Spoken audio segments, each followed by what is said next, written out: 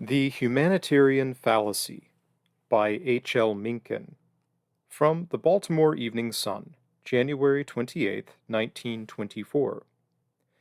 What brings penology so constantly to grief is the modern craze for reducing all punishments to a few simple, standardized penalties, thought erroneously to be humane.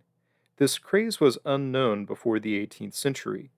It originated in England toward the end of that century as a phase of a general humanitarian movement, which, among other faults, has succeeded so brilliantly in debasing the so-called Anglo-Saxon stock that the descendants of English peasants, who in the year 1700 were hearty, red-faced, tall, and healthy animals, are today a race of almost pathological men, small in stature, frail in body, without teeth, and wholly devoid of intelligence. In the field of penology, the movement obliterated all the protean and often highly ingenious and effective penalties known to classical English jurisprudence and substituted fines and imprisonment, with hanging reserved for murder only. That is to say, all criminals, regardless of the nature of their crimes and of the end sought to be achieved by punishing them at all, were thrown into prisons, and there punished exactly alike. Thus, the penalty for getting drunk and falling off an omnibus became precisely the same, save for its duration, as the penalty for counterfeiting, highway robbery, and bigamy. A boy taken in the act of stealing an apple from a grocer's barrel, voluptuously displayed to catch his eye, was sent to the same prison which sheltered men convicted of robbing widows and orphans, blowing safes, buying and selling prostitutes, and burning down churches. Obviously, this scheme was quite insane. It not only failed to dissuade and reform the major criminals, it made major criminals of all the minor ones. A youth got into prison for breaking a window and came out an accomplished and ambitious burglar. In the course of time, even the imbeciles in charge of such high matters began to realize that there was something wrong, and the history of penology since that time has been a history of efforts to ameliorate and improve the prison system. Reformatories have been opened for young offenders. A parole system has been developed to sort out chance criminals from the professionals, and 101 other devices have been proposed and tried to correct the plain defects of the underlying scheme. But in the United States, at least, all such devices, in the larger sense, have failed. Crime continues to increase among us, especially in its more violent and hence more dangerous antisocial forms.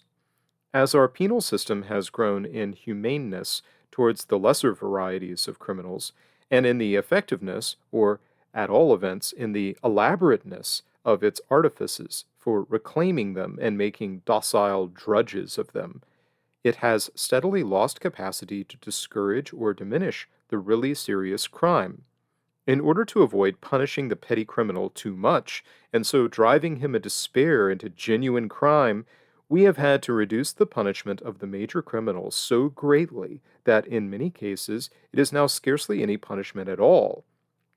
A Jack Hart robbing and murdering peaceable citizens in broad daylight while the polizzi snore in the adjacent garages is sent to exactly the same prison which houses men whose only crime is that they have sold, perhaps, a drink of bay rum to a prohibition officer disguised as a Christian down with cramps.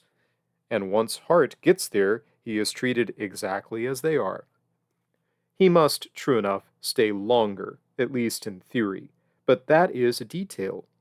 The main thing is that Jack's punishment is grossly inadequate to his crime, as that of many, and maybe most of his fellow prisoners, is grossly excessive.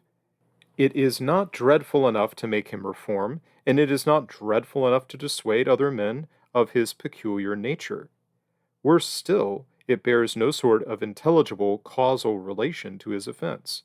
It does not inflict upon him anything even remotely resembling what he inflicted on his victim.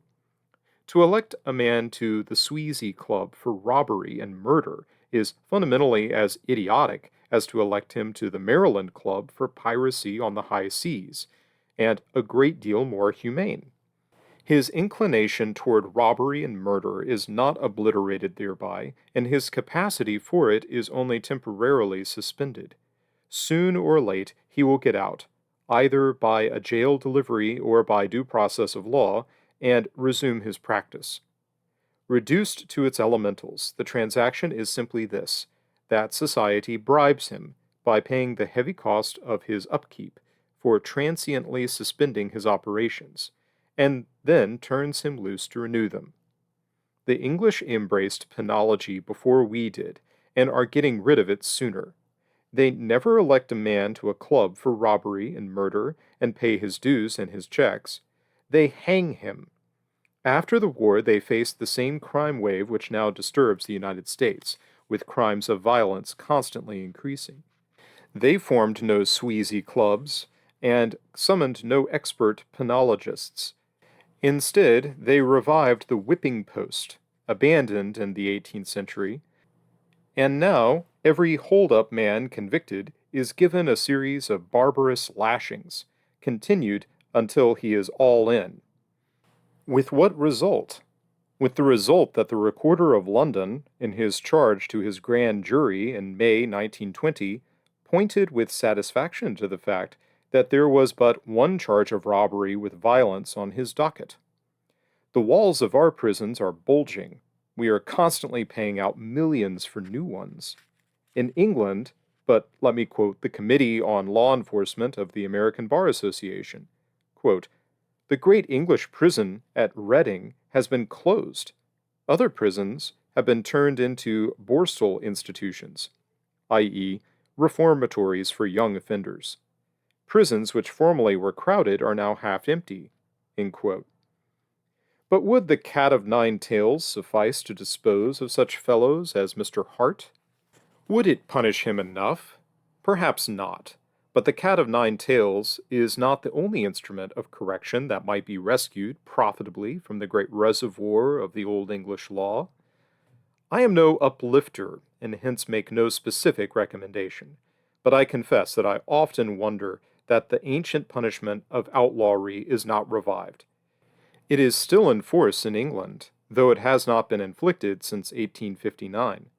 Certainly it is simple enough in its workings. A man who deliberately chooses the career of an outlaw is made one officially. From that moment, he has no rights whatever. Any citizen may beat him, wound him, and even kill him without challenge. It is a misdemeanor knowingly to conceal him or even to feed him. He is thrown into the exact position of the victim he assaults and robs, and is paid off in his own coin. But is outlawry prohibited by Section 9 of the Constitution? I doubt it. That section prohibits bills of attainder, but attainder is certainly not outlawry, though it may be a part of it. In any case, why bother about the Constitution? Certainly the federal courts have all forgotten it. The jails are now full of men who were railroaded there without jury trials in plain violation of the First Amendment. If it is moral to adjourn the Constitution in order to give the Anti-Saloon League a show, why shouldn't it be equally moral to adjourn it in order to protect decent citizens from robbery and assassination?